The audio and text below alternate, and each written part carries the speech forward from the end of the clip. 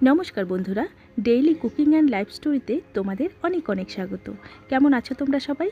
আশা করি সবাই খুব ভালো আছো।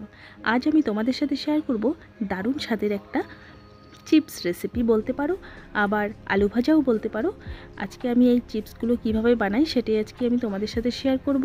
তাহলে স্কিপ না করে দেখে নাও, আশা করি তোমাদেরও খুব ভালো লাগবে। তাহলে ভিডিওটা স্টার্ট করা যাক।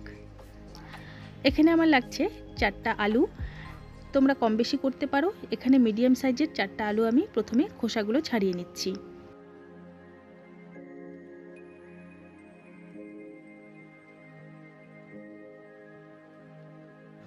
আলুর খোসাগুলো ছাড়িয়ে নিয়েছি।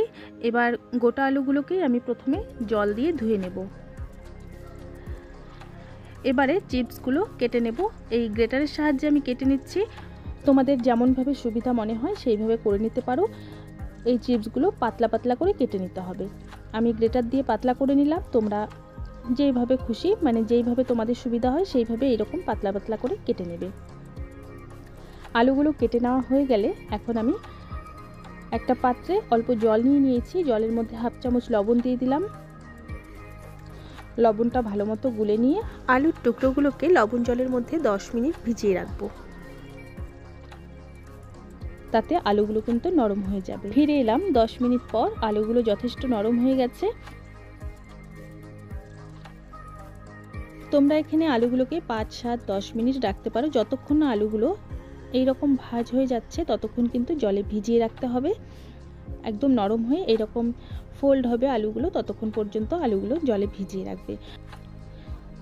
10 মিনিটের বেশি সময় লাগবে না, 10 মিনিট সময় হলে কিন্তু হয়ে যাবে। তো এখন আমি এরকম টুথপিক নিয়ে নিলাম। এবার এইরকম ফোল্ড করে টুথপিকের মধ্যে এইভাবে গেঁথে দেবো আলুগুলো।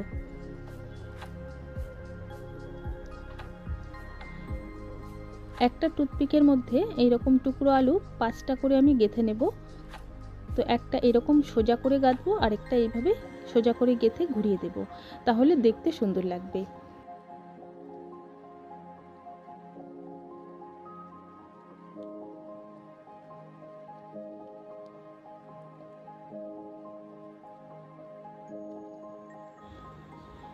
খুবই সহজেই হয়ে যায়, একবার করলেই কিন্তু বুঝতে পারবে। এইভাবে সবগুলো গেঁথে নেব। আরেকটা তোমাদের আমি দেখিয়ে দিচ্ছি কিভাবে করে নিতে হবে।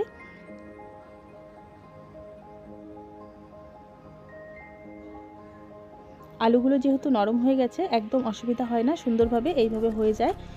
একই রকমভাবে আমি সবগুলো রেডি করে নিলাম।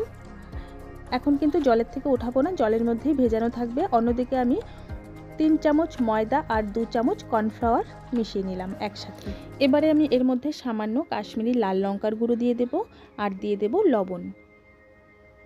সামান্য লবণ এর মধ্যে দিয়ে দিলাম। এবার অল্প অল্প করে জল দিয়ে একটা ব্যাটার বানিয়ে নেব। তার আগে সমস্ত উপকরণ ভালো মতো মিশিয়ে নিচ্ছি।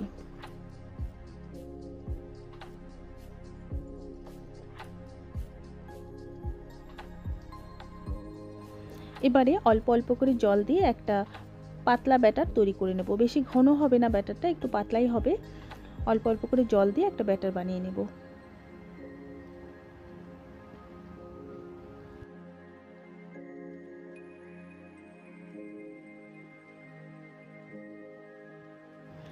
ব্যাটারটা কিন্তু আমার একদম রেডি হয়ে গেছে। এখন যে টুথপিকের মধ্যে আলুগুলো গেঁথে রেখেছিলাম, 2 রকমভাবে করতে পারো। আমি 2 রকমভাবেই দেখিয়ে দিচ্ছি। এইভাবে চামচ দিয়ে ব্যাটারটা এইভাবে আলুর মধ্যেও দিতে পারো, আবার ব্যাটারের মধ্যে চুবিয়ে চুবিয়েও ভেজে নিতে পারো।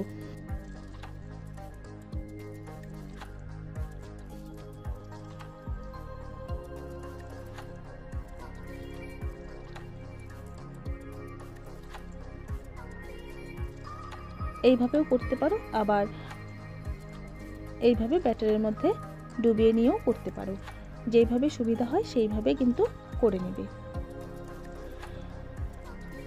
অন্যদিকে তেল গরম হয়ে গেছিল, তেলের মধ্যে আমি এক এক করে আলুর চিপসগুলো দিয়ে দিচ্ছি। বেশিক্ষণ সময় কিন্তু লাগবে না ভেজে নিতে, 3 থেকে 4 মিনিটের মধ্যেই কিন্তু সুন্দরভাবে ভাজা হয়ে যায়। এবং লাল লাল করে ভেজে নেব সবগুলো, আর খেতেও কিন্তু ভীষণই ভালো লাগে। তো চায়ের সাথেই হোক বা ডাল ভাতের সাথেই হোক, ভীষণই কিন্তু টেস্টি লাগবে। একবার অবশ্যই ট্রাই করো এভাবে। 3 থেকে 4 মিনিটের মধ্যে কিন্তু সুন্দরভাবে ভাজা হয়ে গেছে। এবার আমি এর মধ্যে সামান্য কাশ্মীরি লাল লঙ্কার গুঁড়ো দিয়ে দিলাম। আর দিয়ে দেব 2 চামচ কর্নফ্লাওয়ার। সামান্য লবণ এর মধ্যে দিয়ে দিলাম। আর দিয়ে দেব 2 চামচ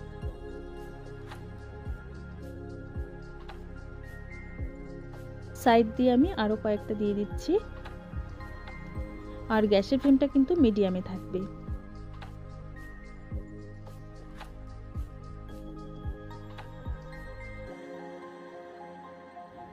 এইভাবে উল্টে পাল্টে লাল লাল করে ভেজে নেব।